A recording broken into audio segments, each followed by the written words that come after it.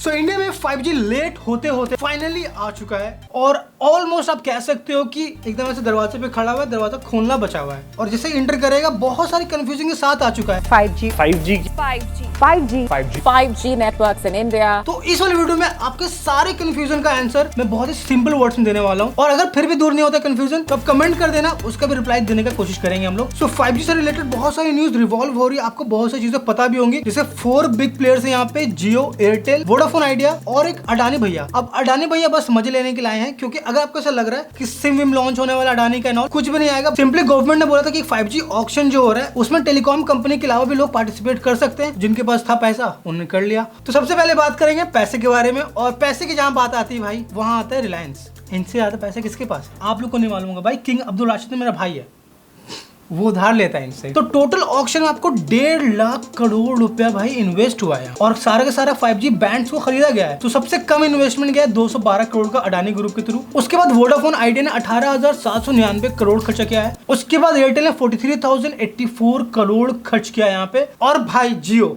Double 88,078 crore. ये 88,000 भी बड़ा अमाउंट होता है, यहाँ पे करोड़ लगा दिया उन्होंने। देख रहे हो भाई, बहुत पैसा है। पैसा वैसा इन्वेस्ट हो गया, लेकिन अब बात करते हैं कंट्री की इकोनॉमी, कंट्री का इंफ्रास्ट्रक्चर और उसके हिसाब से इन्वेस्टमेंट के बारे में। देखो इंडिया जो कंट्री है, मोर ओवर यहाँ पे मिडिल क्लास लोग ज्यादा हैं और आजकल जितने भी इन्वेंशन होते हैं 2 क्लास के होते हैं, एक मिडिल क्लास और एक होते हैं टॉप लाइन पे जो मक्खन खा रहे हैं ना लोग, उनके लिए होता है। तो 5G भी काइंड ऑफ वैसा ही है। 5G में आपको मिड रेंज बैंड्स हैं और एक है अपर हाई वाला बैंड, जो कि आपको एक्चुअल में वो 1 Gbps वाला स्पीड है ना वो देता है। इंडिया में दोनों ही आएगा, लेकिन ज्यादा ध्यान मिडिल क्लास के रखा गया। तो उसी से स्टार्ट करते हैं। इसी टॉपिक से निकलता है 5G बैंड्स के बारे में। आप लोग ने बहुत सुना होगा, मैंने भी भाई बहुत बोला है 5G बैंड्स। देखो डिफरेंट टाइप्स ऑफ बैंड्स होते हैं। एक होता है सब 6 गीगाहर्ट्ज बैंड्स और एक होता है मिलीमीटर वाला। ये जो सब 6 गीगाहर्ट्ज है, इसके अंदर आपको लो और मिड वाले बैंड्स आते हैं। बैंड्स का सिंपल मतलब है जितना कम फ्रीक्वेंसी वाला बैंड होगा उसका कवरेज उतना ज्यादा होगा। अगर आपके घर में वाईफाई राउटर है तो आपको पता ही होगा, एक होता है 2.4 गीगाहर्ट्ज, एक होता है 5 गीगाहर्ट्ज। देखो मेरे पास यहाँ पे लिखा हुआ टेकूब यूट्यूब 5G और एक है टेकूब यूट्यूब। ये जो 5G ये 5 गीगाहर्ट्ज है और ये जो दूसरा वाला है ये है 2.4 गीगाहर्ट्ज।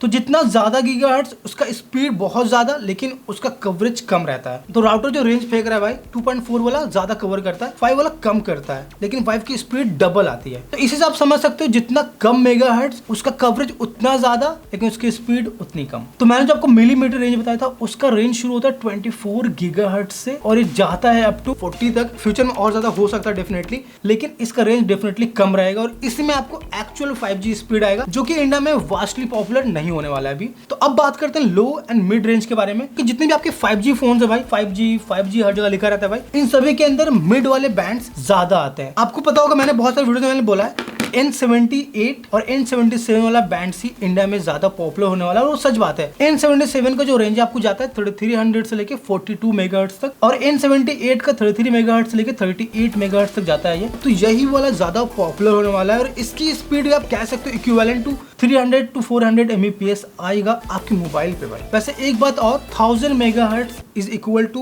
1 गीगाहर्ट्ज। तो थोड़ा सा कॉम्प्लिकेट हो गया, लेकिन अभी आपको चार्ट दिखाता हूँ। जो आपके 5G बैंड्स है मोबाइल के अंदर, बहुत सारे बैंड्स आते हैं, 10 12 13 आते हैं। तो जितने ज्यादा बैंड्स उतनी ज्यादा पॉसिबिलिटी होगी आपकी कि आप 5G रन कर सकते हो, क्योंकि भाई डिफरेंट बैंड्स होते हैं। चार्ट देख रहे हो स्क्रीन के ऊपर, एक तरफ आपको 5G बैंड्स लिखे हुए और दूसरी तरफ उसकी फ्रीक्वेंसी रेंज लिखी हुई है। आप देख सकते हो N1, N3, N5, N8, N28, N40, N41, 71, 77, 78, बहुत लंबी लिस्ट है। लेकिन आप N78 तक रुको अगर, तो वो है मिड वाला। तो ये था बहुत ही सिंपल सा एक्सप्लेनेशन फ्रीक्वेंसी और बैंड्स के ऊपर कि भाई क्या होता है एक्चुअल में। लेकिन अब बात करते हैं किस ब्रांड ने क्या खरीदा है। जियो से स्टार्ट करते हैं भाई। जियो ने एकदम अच्छा वाला मलाई डेफिनेटली निकाल लिया, ऐसा कह सकते हैं, क्योंकि इन्होंने खरीदा है 700 मेगाहर्ट्ज, 800 मेगाहर्ट्ज, 1800 मेगाहर्ट्ज, 3300 मेगाहर्ट्ज और 26 गीगाहर्ट्ज वाला। 26 गीगाहर्ट्ज की भाई बात करेंगे बाद में। लेकिन अगर आप देखो, इनके पास लो बैंड्स भी है, इनके पास मिड बैंड्स भी है और इनके पास वो मिलीमीटर वाला जो बड़ी बातचीत वाला भी बैंड्स है इनके पास। एयरटेल के बारे में बात करते हैं, 900 मेगाहर्ट्ज खरीदा है इन्होंने, 1800 खरीदा है, 2100 खरीदा है, 3300 भी खरीदा है। इनके पास मिडिल और हाई वाला, लो वाला इनके पास नहीं है।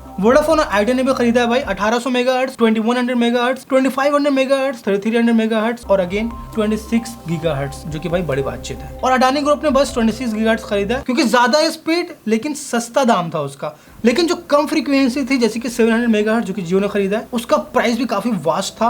बस बड़े प्लेयर ने हाथ मारा और वहां पे डेफिनेटली बहुत ही लंबा रेंज ऑफ कंज्यूमर है वहां पे। और बिल्कुल ऐसा मत समझ लेना कि जियो ने अगर लो फ्रीक्वेंसी वाले बैंड खरीद लिए तो एयरटेल नहीं खरीद सकते। एयरटेल भी खरीद सकता है, मुझे लगता है उनका बजट थोड़ा टाइट होगा इसलिए उन्होंने अभी तक खरीदा नहीं तो खरीद लेते अभी। हो सकता है भाई बाद में पैसा आ जाएगा जियो से खरीद लेंगे। तो इसका मतलब ये है कि एयरटेल भी भाई ऐसे रूरल एरिया में जा सकता है, लेकिन अभी जियो का ज्यादा चांस है। तो जियो 5G का काइंड ऑफ लीडर बन सकता है इंडिया में मेरे हिसाब से, क्योंकि जियो का सिम बहुत लोग यूज कर रहे हैं और डेफिनेटली जियो का नेटवर्क भी एयरटेल के इक्विवेलेंट काफी अच्छा आता है। और मैंने पर्सनली ऐसा फील किया कि रूरल एरिया में जियो बहुत तगड़ा काम करता है। तो अगेन 5G ऑक्शन का जो रिजल्ट आया है उससे आप कह सकते हो कि रूरल एरिया में धमाल आराम से मचा देगा। और जो 5G की प्राइसिंग होगी डेफिनेटली वहां पर कम भी होगी। लो स्पीड का मतलब है पैसे भी आपको कम लगेगा। और ऐसा रिपोर्ट आया है कि 4G और 5G की प्राइसिंग में बहुत ज्यादा डिफरेंस नहीं होगा। सरप्राइजिंगली 20 से 30% का इंक्रीमेंट आप देख सकते हो। जो आप रिचार्ज करा रहे हो 450 रुपए का, आप कराओगे 550 रुपए का बस। और स्पीड आप डेफिनेटली कह सकते हो कि 3 गुना से 4 गुना डेफिनेटली आएगा। अभी 30 MB मान लेता हूं मैं अपने मन में, तो 30 को बढ़ा के आप कर दो 150 Mbps आराम से आ जाएगा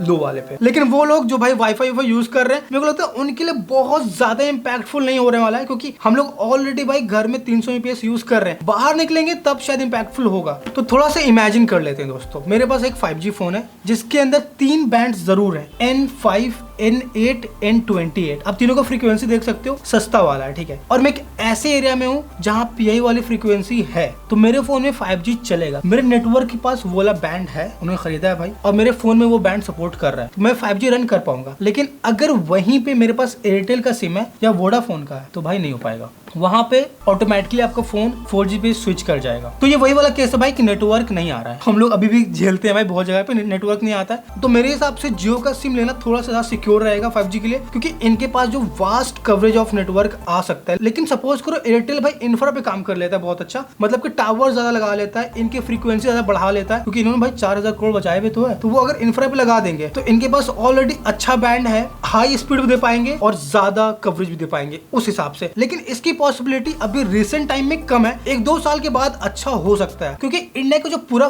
5G इंफ्रास्ट्रक्चर है वो आपको NSA पे ज्यादा फोकस्ड है। अब देखो NSA और SA 2 टर्म आपको समझ में आ रहे होंगे। एक है नॉन स्टैंड अलोन, मतलब कि भाई जो टावर अभी खड़े हुए ना 4G वाले, उसी पे 5G का डिब्बा लग जाएगा और 5G का कनेक्शन चलना लगेगा। और एक है SA, मतलब कि पूरा टावर आपको 5G के लिए लगाया जाएगा। उसकी डेफिनेटली कवरेज ज्यादा होगी, स्पीड ज्यादा होगी, लेकिन भाई उसमें टाइम भी ज्यादा लगेगा। तो ये दोनों टाइप से इंडिया पूरा फोकस्ड NSA के ऊपर ही है। ऐसा नहीं कि ऐसे लगेगा नहीं, लेकिन जो अक्टूबर तक बात हो रहा है कि भाई आपके फोन में 5G चलने वाला अक्टूबर तक, वो पूरा NSA, मतलब कि वही सेम टावर जिसके ऊपर 5G का डिब्बा लगेगा और 5G चलाना शुरू कर देंगे हम लोग। सुनने में आसान है, करने में मुश्किल है डेफिनेटली। और डेफिनेटली मुझको लगता है कि इंडिया में 5G भाई आराम से चलने वाला है। और स्टार्टिंग में 3-4 सिटीज हैं। तो इतना सारा माल मसाला था, होपफुली आपका कंफ्यूजन क्लियर हो चुका होगा। और भाई 5G फोन सब जम के खरीदो भाई, कोई दिक्कत नहीं है। 4G फोन जितने भी आ रहे हैं सब हम लोग अब बोलेंगे डोंट बाई, थंबनेल में दिख जाएगा तुमको। इस वीडियो के लिए रखते। आई होप कि आपको पसंद आ गया होगा। और कांग्रेचुलेशन भाई हम सभी को कि 5G फाइनली इंडिया में आ गया है। थोड़ा सा लेट आया, 2 साल मेरे हिसाब से, लेकिन देर आए